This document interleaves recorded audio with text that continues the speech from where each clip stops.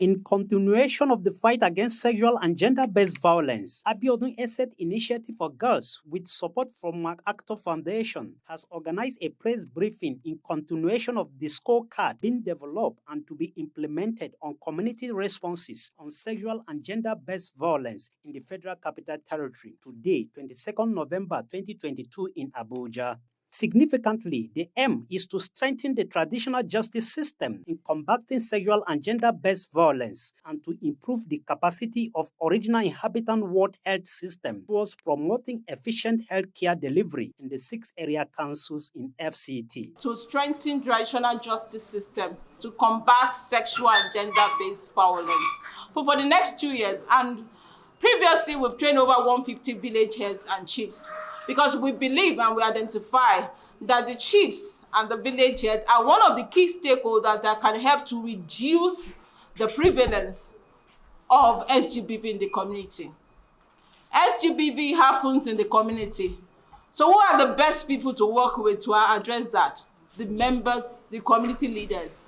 And some of them are not being seen as a necessary stakeholders on SGBV response.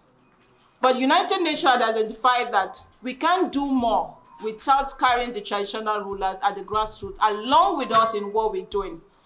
What do members of the community think is the causes of violence? Do they see the SGBV, the 25 violences captured in the back part as a violence?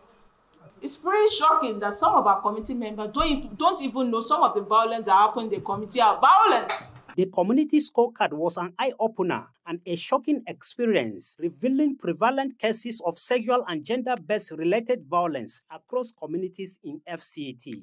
So we'll be working to address SGBV, and we've not asked the necessary question. And this scorecard has shown to us that the community, the way they perceive SGBV is so different from we, the frontline, and what we know about SGBV. So this scorecard was to bridge the gap in knowledge. And now from the action plan that has been identified by members of the community, you could see in all the 5 communities, they agreed that knowledge on SGBV awareness was a major issue. They want the organization to work with them because they saw the wide gap in what they know as violence and what the law says as violence. And over 150 of our chiefs have been trained on that part.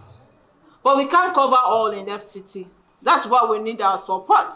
We have hundreds of chiefs across FCT, across the area council. We could only train 150 out of all of them. If our chiefs can help us to settle our disputes in our home, why can't we involve the chiefs in addressing issues about sexual and gender-based violence? But first, let them be trained.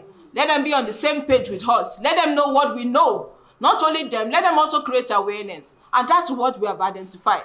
Our chiefs have come out to say, we understand this issue. We need more knowledge about it. And we also need linkages with all the area councils and all the frontliners to also understand our plan and also issues that we are facing. The scorecard, however, serves as a wake-up call to traditional rulers to do more by ensuring an effective traditional justice system to combat the menace, while also calling on community dwellers to cooperate with other government agencies saddled with the responsibility of combating sexual and gender-based related matters. Robo Dalami, AGTV News.